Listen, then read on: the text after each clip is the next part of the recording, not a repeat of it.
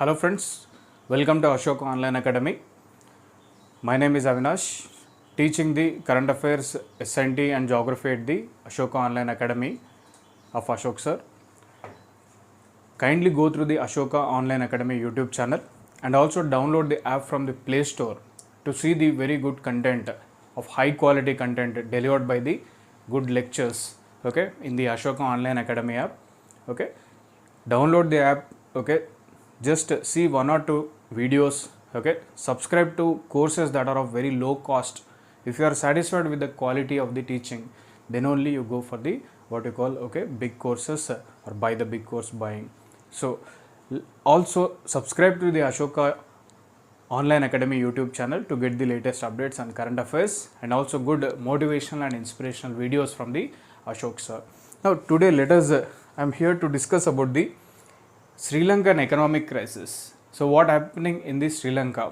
Okay, why the Sri Lanka is facing the economic crisis? Let us understand from the what you call Tspsc Group-1, okay, mains point of view. So I will discuss this particular topic from Tspsc Group-1 mains point of view. The topic today I have taken is Sri Lankan economic crisis. So let us understand this particular Sri Lankan economic crisis in detail, okay, from multiple dimensions. Why? Because Group-1, Tspsc Group-1 mains is all about writing the answers, okay, in the multiple dimensions or multi dimensions. Okay, అంటే రకరకాల కోణాలలో ఒక అంశాన్ని అధ్యయనం చేసి రాయడం మనకు TSPSC గ్రూప్-1లో చాలా ముఖ్యం. అండ్ ఆ రాసేటప్పుడు కూడా రకరకాల కోణాలు రాసేటప్పుడు అందులో వివిధ ఫ్యాక్ట్స్ని జోడించి రాయడం కూడా చాలా ముఖ్యం. సో అందుకు అనుగుణంగా మనం ఈరోజు శ్రీలంకన్ ఎకనామిక్ క్రైసిస్ గురించి కొంత అర్థం చేసుకోవడానికి ప్రయత్నం చేద్దాం. అసలు ఏంటి శ్రీలంకన్ ఎకనామిక్ క్రైసిస్, ఎందుకు ఈ శ్రీలంకన్ ఎకనామిక్ క్రైసిస్ వచ్చింది, ఓకే, ఎందుకు అక్కడ పీపుల్ ప్రొటెస్ట్ చేస్తున్నారు. So all the people they came on to the roads and they are protesting, ladies, okay, men, okay, youth, okay. So let us understand see here, these are all the Sri Lankans who are protesting and they are asking, okay, how much debt are we really in, Sri Lanka is in, okay, and they are asking the president to just resign and go back, okay, Gotabaya Rajapaksa, the present president, and they are saying that no fuel, no gas, no electricity in the Sri Lanka and now there is no freedom in Sri Lanka. And just 2 days back చూసాం మనం ఏ విధంగా అయితే police forces కాల్పుల్లో ఒక Sri Lankan కూడా మృతి చెందడం జరిగింది. ఓకే, సో అదేవిధంగా శ్రీలంకన్ గవర్నమెంట్ తన చుట్టూ ఉన్న స్నేహితులు అంటే ఇండియా కావచ్చు, బంగ్లాదేశ్ కావచ్చు, వేరే ఇతరత్ర దేశాలను కూడా అప్రోచ్ అయ్యి కొంచెం హెల్ప్ చేయమని కూడా అడుగుతుంది. అసలు ఏంటి శ్రీలంకన్ ఎకనామిక్ క్రైసిస్ అనేది ఒక స్టెప్ బై స్టెప్ మేనర్లో, ఒక సైంటిఫిక్ మేనర్లో అర్థం చేసుకుందాం. ఈ శ్రీలంకన్ ఎకనామిక్ క్రైసిస్ని మీరు అర్థం చేసుకోవాలంటే దాంట్లో 6 డైమెన్షన్స్ ఉన్నాయి. మీరు ఈ క్రైసిస్ని 6 డైమెన్షన్స్, ఓకే, 6 ఫ్యాక్టర్స్లో మనం డివైడ్ చేసి అర్థం చేసుకోవచ్చు. The Sri Lankan economic crisis is the result of following factors. So there are political factors involved in the present day Sri Lankan economic crisis. There are policy mismanagement factors are there, okay, government policy mismanagement factors. There are economic factors involved in the present day crisis. There are administrative factors also involved in this particular present day crisis.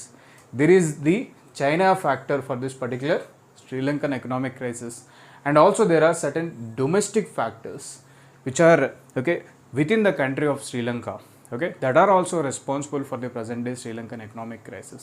So in a overall manner, the present day Sri Lankan economic crisis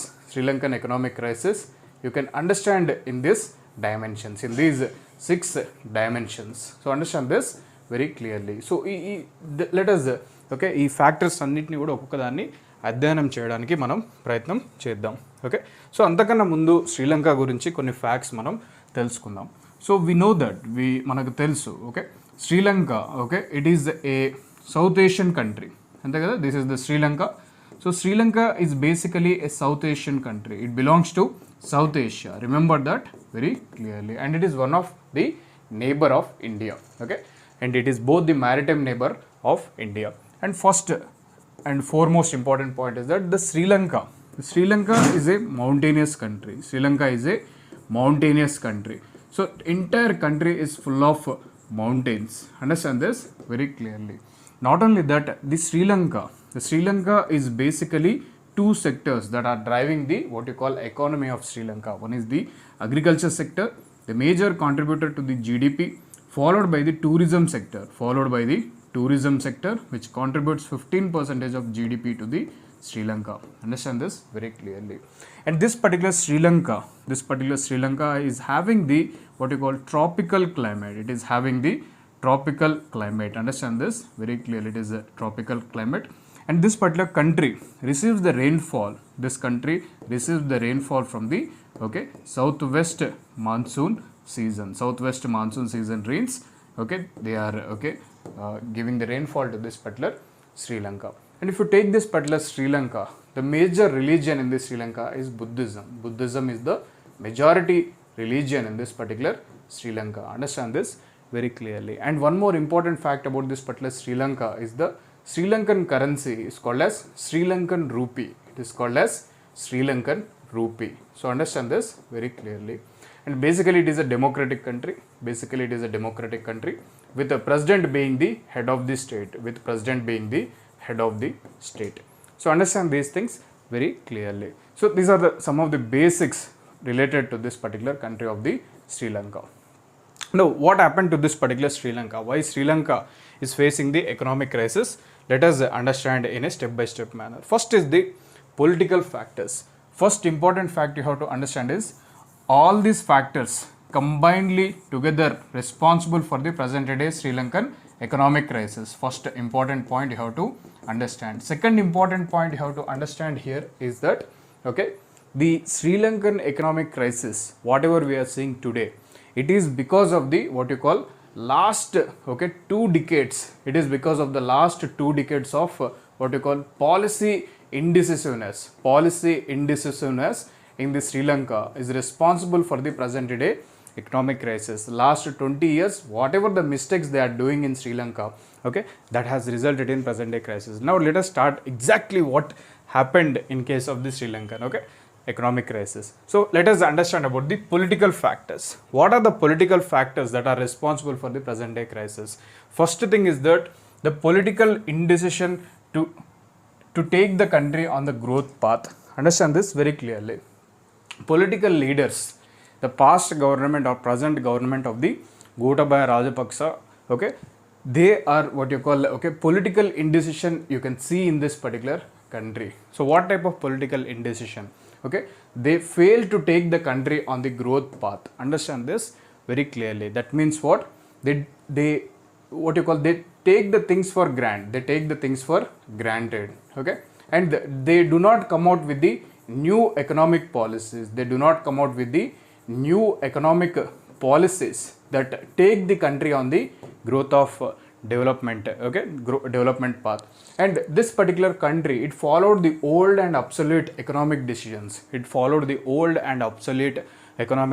For example, the country instead of promoting the development approach, excessively relied on the welfare approach. So understand this very clearly. Development approach means what? The country resources totally directed towards the development of the nation in the form of infrastructure development, in the form of investment in human resources, in the form of skill development of human resources, or in the form of generating new economic activity. ఆ పనులు చేయకుండా simply they focused more on welfare approach, that is giving more subsidies to the people, giving direct benefit transfer subsidies to the people, that we see in India. So అలాంటి welfare approach ని వాళ్ళు follow అవుతూ ముందుకెళ్లారన్నమాట. So they are taking old and obsolete economic decisions. Now third important అంటే ఇక్కడ basically మీరు చూడాల్సింది ఏంటంటే ఇక్కడ leadership crisis. Basically, it is the leadership crisis you can see in this particular country. Political indecision is there. Political leaders are not able to take the they don't have proper vision to take the country on the development path. They follow the old and obsolete economic decisions. And third thing is that the elections were fought in this particular country on the basis of communal and ethnic factors, not focusing on the developmental needs of the country. So whatever may be the political leader, aspiring political leader, they always fight the elections on the communal and ethnic lines. they don't focus on the what you call developmental aspects. They don't focus on the what you call secularism. Okay, they don't focus on the what you call what you call the human development aspects of that particular country. So because of that particular fighting the elections on the communal, caste and ethnic basis, not focusing on the developmental aspects, that is a major drawback for this particular country. And all these political decisions, all these political factors, they are working in the country from the last 20 years. Ante enti leadership crisis, political leadership crisis. Second thing is that lack of visionary leaders, who can see the what you call future of the Sri Lanka. Third is political indecisiveness. All the what you call decisions they make only on the basis of the fighting the elections and winning the elections, without having any consideration for the developmental aspects of the nation. So because of the political factors, all these three, the country has suffered a lot, and this is one of the factor contributing to the present day economic crisis. Now see here, after understanding all the factors, you will come to a conclusion exactly what I am saying. Policy mismanagement factors. So what is this policy mismanagement factors that led to the present day Sri Lankan economic crisis? So the first important thing is that the country imports more than it exports. That means what? The country's economic policies and economic plan of action was designed in such a manner that the country is importing more and more from outside rather than exporting to the what you call other countries, So understand this very clearly. Now just to try to understand the difference. Whenever any country, you take any country in the world, this is country A. So this country is importing more and more from outside world. So what will happen? When it is importing more and more from outside world, first impact on that particular country is that the country will have low amount of forex reserves. The country will have low amount of forex reserves will be very, very low. Why? Because it is importing. Always it is importing luxury cars, luxury items, it is importing from US, UK, Canada. For that you have to pay in dollars, right? They will not take the Sri Lankan rupees, right? So what will happen? You are exhausting your forex resources. And whenever you are importing more and more, they are importing even the basic goods. They are importing even the basic goods from other countries. So what will happen if they are importing basic goods from other countries? So it discourages the domestic industrialization. It discourages the domestic industrial growth. Understand that very clearly. It will discourage the domestic industrial growth. It will discourage the what you call formation of new MSMEs. It will discourage the formation of new cottage industries. When new industries were not created and discouraged, what will happen? New jobs will not be created, right? New jobs will not be created. When new jobs are not created, what will happen? People will have very low amount of money in their hands. People will have very less amount of money in their hands. వాళ్ళ దగ్గర చాలా తక్కువ money ఉంటుంది. వాళ్ళ దగ్గర తక్కువ money ఉన్నప్పుడు ప్రజల దగ్గర they will not buy goods and services. They will not buy what you call goods and services. They will not buy the goods and services. If they are not buying the goods and services, that means there will be low demand in the country. If there is low demand in the country, what will happen? New industries will not come up. And new jobs will not be generated. So new jobs are not there, new industries are not there. People do not have the money in their hands. What will happen? Tax revenues of the government will automatically come down.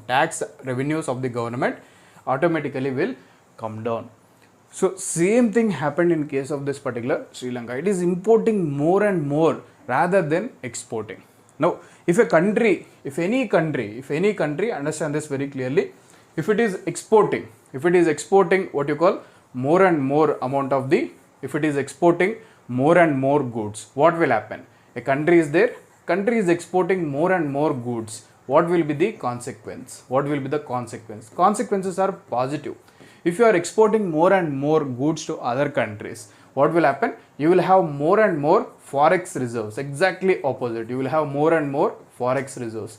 When you have more and more forex reserves, Okay, that means your what you call international credit rating agencies will give you positive what you call ratings if you have more and more forex reserves. Now what will happen if you are exporting more and more goods to other countries? Means you are creating new industries in your country, you are creating new MSMEs in your country, you are establishing what you call new, okay, cottage industries in your country, that means what, you are creating new jobs. When new jobs are created, people will have some money in their hands. When people have money in their hands, they will buy goods and services from the domestic market. When they buy goods and services from domestic market, overall the domestic demand will increase, and that will encourage new industries and new MSMEs to come up. So what will happen? Tax revenues of the government will increase, and what will happen? Okay, the economy will flourish. So see here, are you able to understand the difference here? Okay, so just because of this particular country importing more than it exports, now you may get a doubt.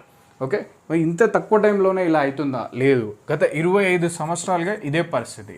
If you take the what you call trade data of the Sri Lanka, okay, the country is always from the last 25 years is having the trade deficit. It is having the trade deficit. Trade deficit అంటే ఏంటి? Trade deficit అంటే country ఎక్కువ import చేసుకుంటుంది, తక్కువ export చేస్తుంది.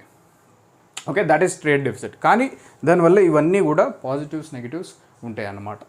Second policy mismanagement factor ఏంటంటే economic policy decisions are not in tune with the developmental aspects of the country and the growth aspirations of the people. అంటే that means whatever the economic policy decisions are there, మనం అర్థం చేసుకోవచ్చు అది కంట్రీని development చేసే విధంగా, growth చేసే విధంగా లేకుండా ఎలా ఉంది అంటే పీపుల్ ఆస్పిరేషన్స్ తగ్గట్టుగా లేకుండా ఏదో ఎకనామిక్ డిసిషన్స్ తీసుకున్నామా అంటే తీసుకున్నాం, నడుస్తుందా అంటే నడుస్తుంది వ్యవస్థ అన్నట్టుంది. ఒక విజన్ కానీ, ఒక ఫ్యూచర్ ప్లాన్ కానీ, ఒక 10 years vision plan, 30 years vision plan, 20 years అలాంటిది ఏమీ లేదు కంట్రీకి. సో 25 yearsగా ట్రేడ్ డిఫిసిట్లోనే ఉంది.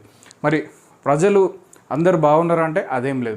ప్రజలందరూ కూడా రెడీగా ఉన్నారు పని చేయడానికి, కొత్త ఓకే టాస్క్లు టేకప్ చేయడానికి, ఓకే ఏదైనా ఎకనామిక్ యాక్టివిటీ చేయడానికి వాళ్ళందరూ రెడీగానే ఉన్నారు. కాకపోతే ఏంటంటే గవర్నమెంట్ ఎంకరేజ్మెంట్ లేదు, కొత్త బిజినెస్కి, కొత్త వాట్ యూ కాల్ కొత్త ఇండస్ట్రీస్కి ఎంకరేజ్మెంట్ అనేది లేదు. So economic policy decisions, policy mismanagement factors, okay not in tune with the developmental aspects of the nation and the growth aspirations of the people. Okay, అర్థం చేసుకోండి. ఆ తర్వాత ఇంకొక లేటెస్ట్ పాలసీ మిస్మేనేజ్మెంట్ వాళ్ళు ఏం చేశారంటే డీవాల్యుయేషన్ ఆఫ్ శ్రీలంకన్ కరెన్సీని కూడా చేయడం జరిగింది. ఓకే, సో దీని గురించి మనం మళ్ళీ వచ్చి చదువుకుందాం. ఇది ఎకనామిక్ ఫ్యాక్టర్స్ కింద కూడా అర్థం చేసుకోవచ్చు. సో ఇది ఒకసారి అనలైజ్ చేయండి. ఇది ఒక 2 minutes అనలైజ్ చేస్తే మీకు మంచి పాయింట్స్ అక్కడికి వెళ్ళి వస్తాయన్నమాట. ఈ factor devaluation of Sri Lankan currency మళ్ళొకసారి మనం చూద్దాం. సో నెక్స్ట్ స్లైడ్కి వెళ్దాం. సో ఇది ఒకసారి రాసుకోండి, స్క్రీన్ పాజ్ చేసి. So economic factors. So what are the economic factors that are responsible for okay Sri Lankan economic crisis? Trade deficit. ఇంతకుముందు మనం చూసినాం trade deficit. Always it is okay importing more okay rather than exporting more. అప్పుడు ఏమవుతుంది? Forex reserves అనేవి చాలా తక్కువగా అయిపోతాయి. Forex reserves చాలా తక్కువ అయినప్పుడు ఏంటి కాన్సిక్వెన్సెస్? మనకు రకరకాల కాన్సిక్వెన్సెస్ ఉంటాయి. ఒకటేంటి, శ్రీలంకకు కావాల్సిన oil and natural gas import చేసుకోవడంలో ఇబ్బందులు ఎదుర్కొంది. కోల్ ఇంపోర్ట్లో ఇబ్బందులు ఎదుర్కొంది. మరి కోల్ ఇంపోర్ట్ జరిగినప్పుడు పవర్ ప్రొడక్షన్ కూడా తగ్గిపోయింది. పవర్ ప్రొడక్షన్ తగ్గిపోయినప్పుడు ఏమైంది? ఇండస్ట్రీస్ ఏవైతే చిన్న చితక ఇండస్ట్రీస్ ఉన్నాయో అవి కూడా పవర్ బ్లాక్అవుట్ వల్ల గూడ్స్ అండ్ సర్వీసెస్ని ప్రొడ్యూస్ ఇవ్వలేకపోయాయి. So that is the trade deficit problem. ఇంకొక ముఖ్యమైనది ఏంటంటే ఫారెక్స్ రిజర్వ్స్ కనుక ఒక కంట్రీ దగ్గర తక్కువ ఉంటే ఇంటర్నేషనల్ రేటింగ్ ఏజెన్సీస్ ఏం చేస్తాయంటే ఆ కంట్రీ యొక్క ఎకనామిక్ క్యాపబిలిటీ తక్కువగా ఉంది అని లో గ్రేడ్ రేటింగ్స్ని ఇవ్వడం జరుగుతుంది. మరి దీనివల్ల ఏమవుతుంది? ఏవైనా ఇంటర్నేషనల్ రేటింగ్ ఏజెన్సీస్ లో గ్రేడ్ రేటింగ్ ఇస్తే ప్రాబ్లం ఏంటి అంటే ఇన్వెస్టర్స్ ఒక కంట్రీలో వాళ్ళ మనీని ఇన్వెస్ట్ చేయడానికి వచ్చినప్పుడు వాళ్ళు ఈ యొక్క రేటింగ్స్ని మాత్రమే చూస్తారు. ఇంటర్నేషనల్ రేటింగ్స్ని ఆ కంట్రీకి ఎలా ఉన్నాయి అనేది చూస్తారు. ఒకవేళ రేటింగ్స్ గుడ్ అండ్ పాజిటివ్ విధంగా ఉన్నట్టయితే ఆ ఇన్వెస్టర్స్ ఆ కంట్రీలో ఇన్వెస్ట్ చేయడానికి ఇంట్రెస్ట్ని చూపెడతారు. అదే ఓ కంట్రీలో ఓకే రేటింగ్స్ ఇంటర్నేషనల్ రేటింగ్స్ పూర్గా ఉన్నప్పుడు, ఓకే నెగిటివ్గా ఉన్నప్పుడు ఇన్వెస్టర్స్ ఆ కంట్రీలో ఇన్వెస్ట్ చేయడానికి ఇష్టపడరు. అసలు ఇన్వెస్ట్మెంట్ అనేది అక్కడ జరగదు కూడా వాస్తవం చెప్పాలంటే. So that is the negative impact of the trade deficit and లో ఫారెక్స్ రిజర్వ్స్. అంటే ఏంటి, గత 20 సంవత్సరాలుగా ఏం జరుగుతుంది అక్కడ, ట్రేడ్ డెఫిసిట్ ఉంది, ఫారెక్స్ రిజర్వ్స్ తక్కువ ఉన్నాయి. దానివల్ల ఇంటర్నేషనల్ రేటింగ్స్ ప్రతిసారి రేటింగ్స్ని తగ్గించడం వల్ల ఇన్వెస్టర్స్ ఎవరైతే ఉన్నారో వాళ్ళు అక్కడ ఇన్వెస్ట్ చేయడానికి చాలా ఇబ్బందులు ఎదుర్కొన్నారు. చేద్దామనుకున్న వాళ్ళు కూడా అప్పుడప్పుడు చేయకుండా ఆగిపోయారనమాట. ఆ తర్వాత ఈ కంట్రీకి ఉన్న పెద్ద ప్రాబ్లం ఏంటంటే బడ్జెట్ డెఫిసిట్. అంటే ఏంటి బడ్జెట్ డెఫిసిట్ అంటే ఏంటి? బడ్జెట్ డెఫిసిట్ అంటే the country spends more than it earns. That means what? Budget deficit means what? The tax revenues for this particular country are very low. Whereas the expenditure of this particular government of Sri Lanka is very high. The expenditure is very, very high. So this is what is called as budget deficit. And budget deficit is the biggest problem in Sri Lanka from the last 25 years నుంచి ఇదే పరిస్థితి. Okay, tax revenues తక్కువ, expenditure ఏమో ఎక్కువ. మరియు ఆ expenditure ఏమన్నా productive ఎక్స్పెండిచరా అంటే కాదు. ఏం ఎక్స్పెండిచర్ అది? Consumption expenditure. మొత్తం కూడా కన్జంప్షన్ ఎక్స్పెండిచరే. కన్జంప్షన్ ఎక్స్పెండిచర్ అంటే ఏంటి? Expenditure that is spend on maintenance of administration and governance. Of course అది అవసరమే. Expenditure that is spend on subsidies. Expenditure that is spend on free election promises. Expenditure that is spent on excessive advertisement to the government. Expenditure that is spent on what is called as direct benefit transfer schemes. So consumption expenditure. అదే ఈ expenditure కనుక వీరు capital expenditure లేదా productive expenditure చేసినట్టయితే కథ వేరే విధంగా ఉండేది. ప్రొడక్టివ్ ఎక్స్పెండిచర్ అంటే expenditure for creation of new infrastructure, expenditure for expansion of industries, expenditure for creation of new labour intensive industries. So ఇలా చేస్తే బాగుండేది. కానీ ఇక్కడ జరిగింది ఏంటి? ఎగ్జాక్ట్లీ ఆపోజిట్లో వాళ్ళు ఎక్స్పెండిచర్ని కన్జంప్షన్ పైన ఎక్కువ ఫోకస్ చేసి క్యాపిటల్ ఎక్స్పెండిచర్ని అసలు పట్టించుకోలేకుండా ఉన్నారనమాట గత 20 సంవత్సరాలుగా. So trade deficit and budget deficit ఈ రెండు కూడా డబుల్ డెప్ట్ ప్రాబ్లమ్స్ ఆఫ్ శ్రీలంక. సో ఇక్కడ మీరు చూసినట్టయితే ట్రేడ్ డెఫిసిట్ వల్ల ఏంటి ప్రాబ్లం? ఫారెక్స్ రిజర్వ్స్ లేవు. బడ్జెట్ డెఫిసిట్ వల్ల ప్రాబ్లం ఏంటి? ఓకే, ట్యాక్స్ రెవెన్యూస్ ఏమో తక్కువ, ఎక్స్పెండిచర్ ఏమో ఎక్కువ. సో అప్పుడు ఏం చేస్తుంది? నీ దగ్గర ట్రేడ్ డెఫిసిట్, ఫారెక్స్ రిజర్వ్స్ లేవు. అప్పుడు నువ్వు ఏం చేస్తావు? ఇంటర్నేషనల్ ఫైనాన్షియల్ ఏజెన్సీస్ దగ్గర నుంచి డాలర్స్ని బారో చేసుకుంటావు. నీ దగ్గర డొమెస్టిక్గా స్పెండ్ చేయడానికి లేదు మనీ. అప్పుడు కూడా నువ్వు ఏం చేస్తావు? వేరే బ్యాంక్స్ నుంచి వెళ్ళి, గవర్నమెంట్ బ్యాంక్స్ నుంచి వెళ్ళి లోన్స్ బారో చేసుకొని ఎక్స్పెండిచర్కి యూజ్ చేస్తూ ఉంటావు అనమాట. So that is the thing here. Okay, తర్వాత సో ఇక్కడ గవర్నమెంట్ చేసిన పెద్ద మిస్టేక్ ఏంటంటే రెండు ఉన్నాయి. ట్రేడ్ డెఫిసిట్ ఉంది, బడ్జెట్ డెఫిసిట్ ఉంది. యాక్చువల్గా ఈ ప్రాబ్లం నుంచి వెళ్ళి శ్రీలంక ఈజీగా బయటపడడానికి ఒక అవకాశం ఉండేది. ఏం చేయాలి మరి? ఇక్కడ చూడండి, ట్రేడ్ డెఫిసిట్ ఎందుకు వచ్చింది? ఎక్కువ ఇంపోర్ట్ చేస్తున్నారు, తక్కువ ఎక్స్పోర్ట్ చేస్తున్నారు. అప్పుడు నువ్వేం చేయాలి? ట్రేడ్ డెఫిసిట్ని ఓవర్కమ్ చేయాలంటే జస్ట్ రివర్స్ చేయాలి. ఇంపోర్ట్స్ తగ్గించుకోవాలి. లగ్జరీ ఐటమ్స్, అలాంటివి లగ్జరీ కార్సు, లగ్జరీ ఎక్విప్మెంట్ సంబంధించిన అవన్నీ కూడా తగ్గించుకొని ఎక్స్పోర్ట్ని పెంచడం కోసం ఇండస్ట్రియలైజేషన్, కొత్త ఎంఎస్ఎంఎస్, కొత్త కాటేజ్ ఇండస్ట్రీస్ ఇలాంటివి చేయాలి. ఓకే, సో అప్పుడు ఏమవుతుంది? నీకు ఆటోమేటిక్గా నువ్వు ఎక్కువ ఎక్స్పోర్ట్ చేసే కొద్దీ నీ ఫారెక్స్ రిజర్వ్స్ పెరుగుతూ ఉంటాయి. అప్పుడు నువ్వు ఎవరి దగ్గరికి వెళ్ళి, ఇంటర్నేషనల్ ఫైనాన్షియల్ ఏజెన్సీస్ దగ్గరికి వెళ్ళి డబ్బు తీసుకోవాల్సిన అవసరం లేదు, ఉండకపోయేది. కానీ వీళ్ళు ఏం చేసి ఆ పని చేయలేదు. That is poor economic decision making, poor leadership, poor decision making, ఇవన్నీ కూడా ఇందులో వస్తాయి. మరి బడ్జెట్ డెఫిసిట్ ఉంది. ఈ బడ్జెట్ డెఫిసిట్ని ఎట్లా ఓవర్కమ్ చేయాలి? ట్యాక్స్ రెవెన్యూస్ తక్కువ ఉన్నాయి, ఎక్స్పెండిచర్ ఏమో ఎక్కువ ఉంది.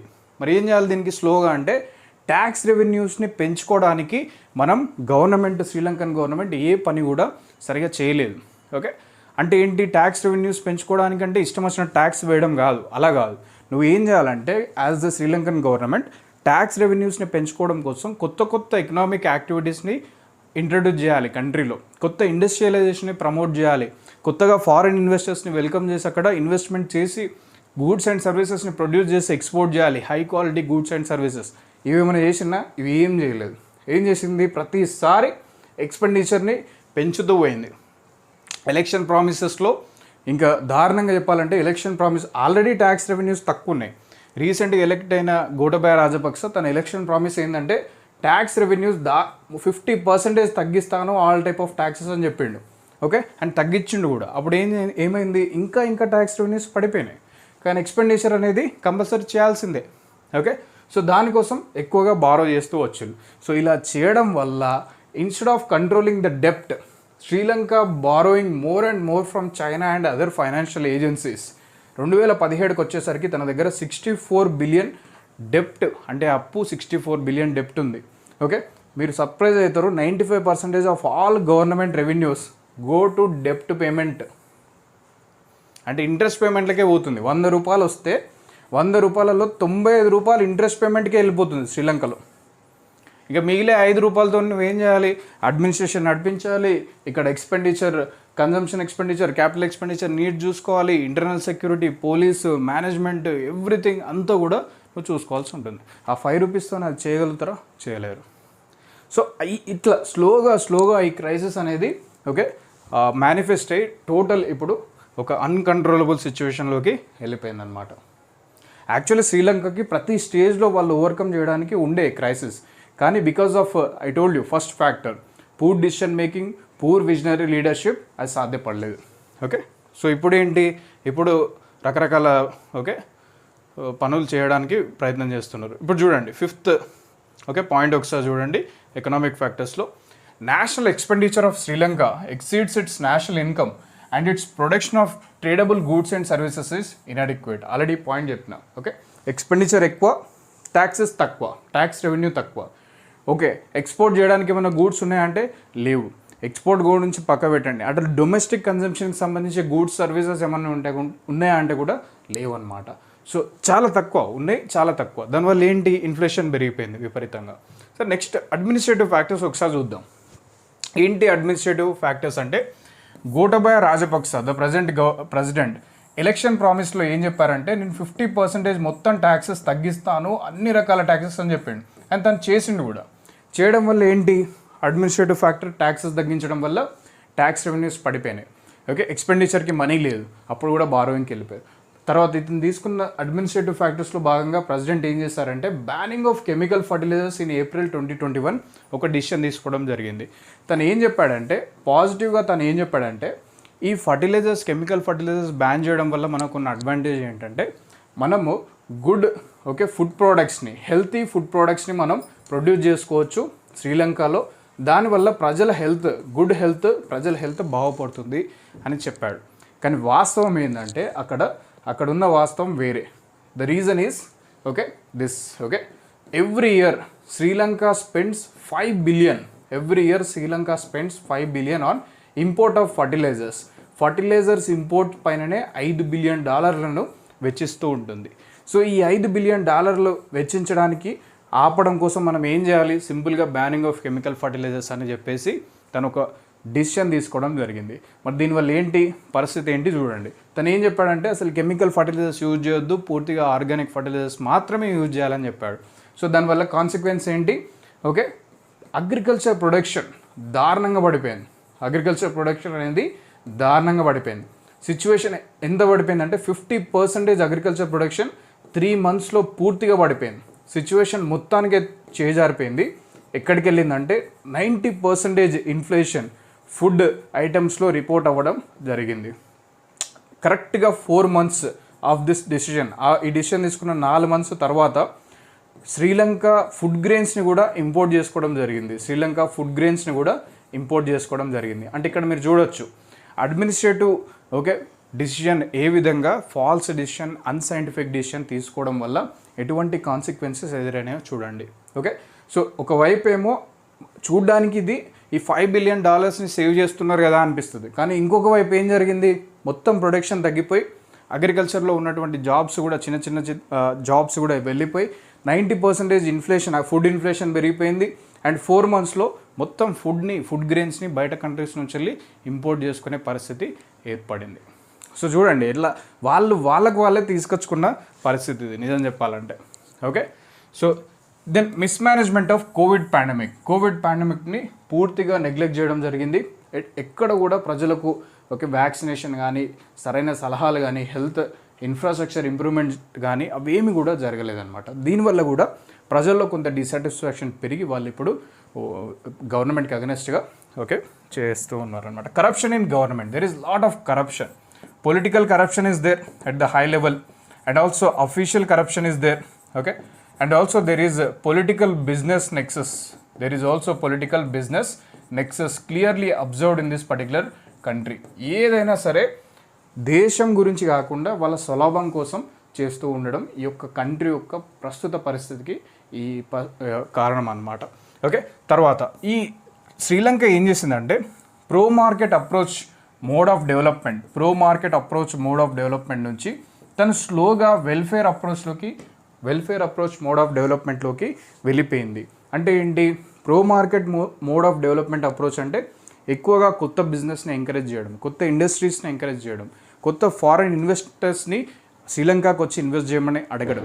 So that is pro market approach. So దాన్ని పక్కన పెట్టేసి స్లోగా వెల్ఫేర్ అప్రోచ్ మోడ్ ఆఫ్ డెవలప్మెంట్లోకి వెళ్ళిపోయింది. అంటే ఏంటి, ఇండస్ట్రియలైజేషన్ని నెగ్లెక్ట్ చేయడం, ఇన్ఫ్రాస్ట్రక్చర్ డెవలప్మెంట్ని పక్క పెట్టేసేయడం, more and more subsidies, freebies, free food grains, free money ఇవన్నీ కూడా కంటిన్యూస్గా పీపుల్కి ఇవ్వడం చేస్తూ ఉందన్నమాట. So that is the welfare approach. మీరు ఎప్పుడైనా గుర్తుపెట్టుకోండి, మీరు ఈ ఫ్యాక్టర్స్ అన్నీ కూడా ఇంకొక దేశం విషయంలో కూడా ఇలానే జరిగింది. ఆ దేశం కూడా సివియర్ ఎకనామిక్ క్రైసిస్ని జస్ట్ 3-4 ఇయర్స్ బ్యాక్ ఎదుర్కోవడం జరిగింది. ఇంకా ఆ దేశం ఆ క్రైసిస్లోనే ఉంది. Trade deficit, budget deficit, from pro market approach to welfare approach, importing more goods and services then exporting more goods and services, more and more free programs, subsidies, schemes to the people or citizens. Same ఇదే situation Venezuela అనే country situation కూడా ఇలానే జరిగింది 2017లో. And Venezuela experienced severe economic crisis in 2007. Same factors, place వేరే, ప్రజలు వేరే, leadership వేరే, అంతే. సేమ్ ఇవే ఫ్యాక్టర్స్. ఎందుకంటే ఇలా ఉంటే కంపల్సరీ ఏ కంట్రీ అయినా అలా ఎదుర్కోవాల్సిందే, అంతే, economic crisis. So that is the thing here. So understand this very clearly. Pro market approach నుంచి తాను వెల్ఫేర్ అప్రోచ్లోకి వెళ్ళిపోయింది. ఈ చైనా ఫ్యాక్టర్ ఏంటంటే ఇక్కడ మీరు ఈ ఫ్యాక్టర్లో, అడ్మినిస్ట్రేటివ్ ఫ్యాక్టర్లో చూసినప్పుడు ప్రజలలో కొంత డిసాటిస్ఫాక్షన్, డెవలప్మెంట్ లేకపోవడం, ఇండస్ట్రియలైజేషన్ లేకపోవడం, ఇవన్నీ మీరు ఇక్కడ చూడవచ్చు. అగ్రికల్చర్ ప్రొడక్షన్ తగ్గడం, అగ్రికల్చర్ లైవ్లీహుడ్ రిలేటెడ్ జాబ్స్ వెళ్ళిపోవడం, అలా ప్రజలు కొంచెం డిసాటిస్ఫాక్షన్లోకి వెళ్ళిపోవడం జరుగుతుంది. తర్వాత చైనా ఫ్యాక్టర్. ఏంటి చైనా ఫ్యాక్టర్? ఇక్కడ మీరు చూడండి, శ్రీలంక ఏమనుకుంటుందంటే, శ్రీలంక ఎకనామిక్ పాలసీ డిసిషన్ మీరు ఒకసారి ఇక్కడ క్లియర్గా అర్థం చేసుకోండి.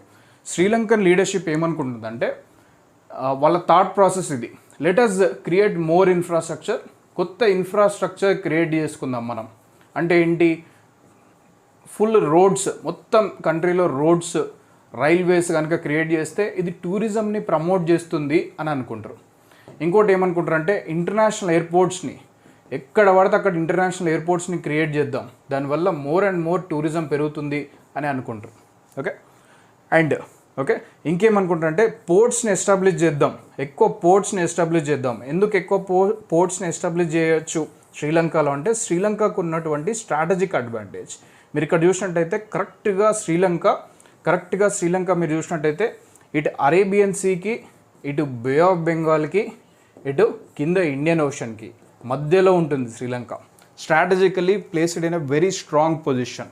సో అప్పుడు ఏంటి, ఇక్కడ ఆఫ్రికా, ఇక్కడ రెడ్ సీ నుంచి వెళ్ళి ఆఫ్రికా నుంచి వచ్చే ఏవైతే ఆయిల్ షిప్స్ కానీ లేదా ట్రేడ్ అగ్రికల్చర్ రిలేటెడ్ షిప్స్ ఏవైతే ఉంటాయో కంపల్సరీ ఇక్కడ శ్రీలంకలో ఆగి అక్కడ ఎంఆర్ఓ అంటే మెయింటెనెన్స్ రిపేర్ ఆపరేషన్ చేసుకోవడం అలాంటివి జరుగుతుంది. దానికి తగిన లాజిస్టిక్స్ని పోర్ట్స్ ద్వారా మనం ప్రొవైడ్ చేయగలిగితే అక్కడ నుంచి మనం రెవెన్యూ రాబడవచ్చు అని శ్రీలంకన్ గవర్నమెంట్ తను ఒక ఎస్టిమేట్ చేస్తుంది. తను ఒక క్యాలిక్యులేషన్ అనేది చేస్తుంది. కాకపోతే ఈ క్యాలిక్యులేషన్ తన ఐడియా మంచి ఐడియానే, కాకపోతే ఇది మంచి ఐడియానే, అది ఫెయిల్ అవుతుంది. ఎందుకు ఫెయిల్ అవుతుంది అంటే, శ్రీలంకకి చాలా దగ్గరలో ఉన్న సింగపూర్ అతి చిన్న దేశం, right? So Singapore is very good at what you call port logistics. అన్ని రకాల పోర్ట్ సదుపాయాలు అక్కడ ఉంటాయి. ఓకే, ఏదైనా షిప్ ఇటు నుంచి ఇటు for example okay red sea ద్వారా పాస్ అయ్యి ఇలా చైనాకి, జపాన్కి, రష్యాకి వెళ్ళాలనుకోండి, లేదా చైనా, జపాన్ నుంచి వెళ్ళే షిప్స్ ఓకే రెడ్ సీ ద్వారా యూరోప్కి వెళ్ళే షిప్స్, అవన్నీ కూడా సింగపూర్లో ఆగడం జరుగుతుంది. ఎందుకంటే because of the good facilities they provide for the shipping what you call okay lines of communication. So ఇక్కడ వీళ్ళు సింగపూర్ స్ట్రాంగ్ కంటెండర్ వీళ్ళకి, శ్రీలంకకి. సో శ్రీలంక ఏమనుకున్నదంటే సో సింగపూర్తో పాటు మనం కూడా పోర్ట్స్ని డెవలప్ చేద్దాం, సో ఆ విధంగా మన దగ్గర కూడా షిప్స్ ఆగి మెయింటెనెన్స్, రిపేర్, ఆపరేషన్ చేసుకుంటే దానివల్ల మనం ఏంటి కొత్త రెవెన్యూ జనరేట్ చేయొచ్చు అని అనుకుంటారు. అదొక స్ట్రాటజీ. ఓకే, ఈ రోడ్స్, రైల్వేస్, ఇంటర్నేషనల్ ఎయిర్పోర్ట్స్ ఇది టూరిజం ప్రమోట్ చేయడానికి ఇన్ఫ్రాస్ట్రక్చర్ డెవలప్మెంట్ చేద్దామని అనుకుంటుంది. మంచి ఐడియానే. అయితే ఇక్కడ ఏమవుతుందో చూడండి. అయితే ఈ ఇన్ఫ్రాస్ట్రక్చర్ జనరల్గా ఏ కంట్రీ అయినా కూడా ఇన్ఫ్రాస్ట్రక్చర్ డెవలప్మెంట్ వాళ్ళ ఓన్ ట్యాక్స్ రెవెన్యూస్తో చేసుకుంటే చాలా బాగుంటుంది. ఓన్ ట్యాక్స్ రెవెన్యూస్తో చేసుకుంటే that is good. But Sri Lankan పరిస్థితి ఏంటి? ఓన్ ట్యాక్స్ రెవెన్యూస్ ఆల్రెడీ ఇవే చాలా తక్కువ ఉన్నాయి. ట్యాక్స్ రెవెన్యూస్ తక్కువ, ఎక్స్పెండిచర్ ఎక్కువ. Okay, so own tax revenue ఎక్స్పెండిచర్కే లేవు, మరి ఇన్ఫ్రాస్ట్రక్చర్ డెవలప్మెంట్కి ట్యాక్స్ రెవెన్యూస్ నుంచి ఎట్లకెళ్ళి తీయాలి? అప్పుడు శ్రీలంక చేసిన పెద్ద తప్పు ఏంటంటే చైనాని అప్రోచ్ అవ్వడం. చైనాతో పాటు మిగతా ఇంటర్నేషనల్ ఫైనాన్షియల్ ఏజెన్సీస్ని కూడా అప్రోచ్ అవుతా ఉందన్నమాట. So for example ADB, Asian Development Bank, NDB, New Development Bank, BRICS Development Bank, వీళ్ళందరికీ దగ్గర నుంచి కూడా లోన్స్ తీసుకురావడం జరిగింది. దేనికి? ఇన్ఫ్రాస్ట్రక్చర్ ప్రాజెక్ట్స్ని కన్స్ట్రక్ట్ చేయడం కోసం లోన్స్ తీసుకొచ్చింది. ఓకే, ఇన్ఫ్రాస్ట్రక్చర్ ప్రాజెక్ట్స్ని కన్స్ట్రక్ట్ చేసింది. కానీ ఆ ఇన్ఫ్రాస్ట్రక్చర్ ప్రాజెక్ట్స్ సరైన రెవెన్యూని జనరేట్ చేయలేకపోయినాయి. అది పెద్ద ప్రాబ్లం. మరి ఎందుకు రెవెన్యూ జనరేట్ చేయలేకపోయినాయి? ఏడా మిస్ఫైర్ అయింది క్యాలిక్యులేషన్ అంటే ఇక్కడ చూడండి. రోడ్స్ వేసిళ్ళు, రైల్వేస్ కట్టిళ్ళు, ఇంటర్నేషనల్ ఎయిర్పోర్ట్స్ కట్టిళ్ళు టూరిజం ప్రమోట్ చేయడానికి. కానీ ఏం జరిగిందో చూడండి. 2019 ఏప్రిల్ ఈస్టర్ బాంబింగ్స్ వల్ల శ్రీలంక యొక్క టూరిజం ఇండస్ట్రీ దారుణంగా దెబ్బతింది. ఈ పాండమిక్ ముందు మనం మాట్లాడుకునేది. ఓకే, సో 2019 ఏప్రిల్ ఈస్టర్ బాంబింగ్స్లో టూరిజం ఇండస్ట్రీ విపరీతంగా దెబ్బతిన్నది. ఎందుకు అంటే ఈ బాంబింగ్స్లో ఒక 50 టూరిస్ట్ ఓకే డెవలప్డ్ కంట్రీస్ సంబంధించిన టూరిస్ట్ చనిపోవడం జరిగింది. ఈ బాంబింగ్ ఇన్సిడెంట్ శ్రీలంకలో ఉన్నటువంటి పూర్ ఇంటర్నల్ సెక్యూరిటీ సిచ్యువేషన్ని చూపిస్తుంది. అండ్ శ్రీలంకలో ఉన్నటువంటి పూర్ లా అండ్ ఆర్డర్ సిచ్యువేషన్ని కూడా ఇది ప్రొజెక్ట్ చేస్తుంది. సో ఈ యొక్క ఈస్టర్ బాంబింగ్స్ గ్లోబల్ టూరిస్ట్ చనిపోవడం వల్ల మీరు చాలా సర్ప్రైజ్ అవుతారు. ఒక 6 monthsలో మన డాటా కూడా మన దగ్గర క్లియర్గా తీసుకున్నాము. 6 monthsలో ఏమవుతుందంటే 30 lakhs per month వచ్చే టూరిస్టులు 6 monthsలో జస్ట్ 1.2 lakh టూరిస్టులకు పడిపోతుంది. ఎందుకంటే వాళ్ళకి కాన్ఫిడెన్స్ లేదు. ఇక్కడ ఇన్ఫ్రాస్ట్రక్చర్ ఉంది, టూరిజం కోసమే క్రియేట్ చేసేది. కాకపోతే ఏంది, ల్యాండ్ ఆర్డర్ సిచ్యువేషన్ సరిగా లేదు. Violence, land order situation, okay, corruption, okay, harassment of the tourist, okay, and also bombing and killing of the tourist. So they avoided this particular country, and immediately what happened after April 2019, COVID pandemic attacked this particular country and entire tourism industry was shut down. But you took the loans, created the infrastructure, you have to pay the interest rates. You don't have the money, you are not generating the revenue to pay the interest rates. Appudu em cheyali nu? Very simple. Okay, so sell this particular assets, okay, and pay back the loan amount. So అదే శ్రీలంక చేస్తుంది అనమాట. Okay, మరి ఇక్కడ ports పరిస్థితి ఏంది? వాళ్ళు అనుకున్న logic ఏంటి? ఇక్కడ మనం correct Bay of Bengal, Arabian Sea, Indian Ocean మధ్యలో ఉన్నాం. మనం కనుక ఇక్కడ షిప్పింగ్ సంబంధించిన ఏ బిజినెస్ చేసినా చాలా బాగుంటుంది అని అనుకున్నారు. కాకపోతే strong competition from Singapore, and in Singapore began to expand its what you call okay shipping industry. So ఆ విధంగా స్ట్రాంగ్ కాంపిటీషన్ ఇక్కడ ఏర్పడింది. The best example is Hambantota port. Hambantota port అనేది శ్రీలంక కన్స్ట్రక్ట్ చేయడం జరిగింది with the help of Chinese what you call okay bilateral డెప్ట్ from China. కాకపోతే ఏంటంటే ఆ పోర్ట్ ఓకే అసలు ఆ రెవెన్యూ జనరేట్ చేయడమే ఆపేసింది.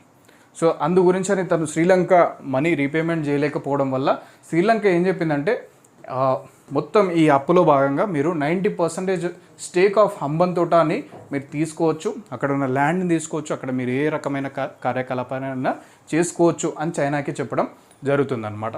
ఆ తర్వాత ఇంకొక ముఖ్యమైన చైనా ఫ్యాక్టర్ ఏంటంటే fall in remittances from China due to pandemic. Sri Lankan చాలామంది చైనాలో పనిచేస్తూ ఉంటారు. పాండమిక్లో చైనా క్లోజ్ అవ్వడం వల్ల, ఎకనామిక్ యాక్టివిటీ క్లోజ్ అవ్వడం వల్ల అక్కడ నుంచి వచ్చే రెమిటెన్సెస్ కూడా పూర్తిగా తగ్గిపోయినాయి. సో ఇవన్నీ ఒకసారి డీటెయిల్గా అర్థం చేసుకోండి. ఓకే, సో నెక్స్ట్ ఫ్యాక్టర్ వచ్చేసి అదర్ ఫ్యాక్టర్స్. ఇక్కడ చూడండి ports, some of the ports, port of గెలిలీ, port of Colombo, port of Hambantota. Okay, it is constructed with the Chinese help, and 90% of the stake of Hambantota was sold to China. Trichonamale, Oliville, okay, port of Point Pedro, okay, so Kanke Santurai harbor, okay, so remember these names. So after the domestic factors, last factors చూడండి ఒకసారి. So poor internal situation, security situation, ఇది మీకు క్లియర్గా నేను explain చేసిన. Effecting the tourism which contribute to 15% GDP of Sri Lanka, and excessive dominance of Buddhist religious groups in state matters. Political leaders తోని ఈ political decision మేకింగ్లో ఈ Buddhist religion groups excessive interference వల్ల కూడా ప్రాపర్ ఎకనామిక్ డిసిషన్స్ తీసుకోలేకపోయింది Sri Lanka. So ఇవన్నీ factors combine చేసినట్టయితే, ఇవన్నీ ఫ్యాక్టర్స్ కంబైన్ చేసినప్పుడు okay, so that led to the present day Sri Lanka crisis. మరి ప్రజెంట్ సిచ్యువేషన్ ఏంటి అంటే మరి ఇలా బయటపడుతుందంటే, first Sri Lanka began to approach the neighbours. Indian government gave the $1 billion of loan to this particular country of Sri Lanka to come out of this particular crisis. And recently India has committed to give the $500 million of loan to the Sri Lanka. Okay, you will be totally surprise. Bangladesh, a small country and South Asian country, okay, it has given the $250 million of loan to the Sri Lanka. Okay, understand this very clearly. And third, presently, okay, Sri Lanka has declared the state of emergency in April 2022 and said that we are in a deep crisis or a deep economic, okay, recession situation. Fourth is that Sri Lanka leaders today ee roju villu IMF headquarters lo unnaru. Okay, international monetary ఫండ్తో meeting జరుపుతున్నారు. ఐఎంఎఫ్ని ఒప్పిస్తూ ఉన్నారు అనమాట, మాకు కొంచెం loan amount ఇవ్వండి, మేము ఈ డెప్ట్ పే చేసుకుంటాం, మేము చేసిన మిస్టేక్స్ అన్నీ కరెక్ట్ చేస్తాం. ఓకే, ఏదైతే ఇండస్ట్రియలైజేషన్ ఇన్ని రోజుల నుంచి సపోర్ట్ చేయలేదో దాన్ని మేము ఎక్స్పాండ్ చేసుకుంటాం, ఇంపోర్ట్స్ని తగ్గించుకుంటాం, ఎక్స్పోర్ట్స్ని పెంచుకుంటాం. అదేవిధంగా ఈ ట్యాక్స్ రెవెన్యూస్ పెంచుకోవడానికి కూడా ఓకే, ఈ ఫ్రీ బీస్ ఏదైతే ఫ్రీ స్కీమ్స్ ఉన్నాయో అవి తగ్గించుకుంటాం అని చెప్పేసి వీళ్ళు చర్చలు చేస్తూ ఉన్నారు. ప్రజెంట్ పరిస్థితి ఇది. ఇక్కడ నుంచి మీరు న్యూస్ పేపర్లో ఏమొచ్చినా కూడా శ్రీలంక గురించి చదువుకోవడానికి ప్రయత్నం చేయండి. ఓకే, సో మీకు అర్థమైందని నేను అనుకుంటున్నాను. So this is the thing here. So సింపుల్గా చెప్పాలంటే these are all the factors. Sri Lankan economic crisis is the result of all these factors: political, policy mismanagement, economic, administrative, China factor and domestic factors. So ఇక్కడ నుంచి మీరు శ్రీలంక గురించి ఏమొచ్చినా కూడా కొంచెం అర్థం చేసుకోవడానికి ప్రయత్నం చేయండి న్యూస్ పేపర్స్లో. So thank you very much. Have a nice day.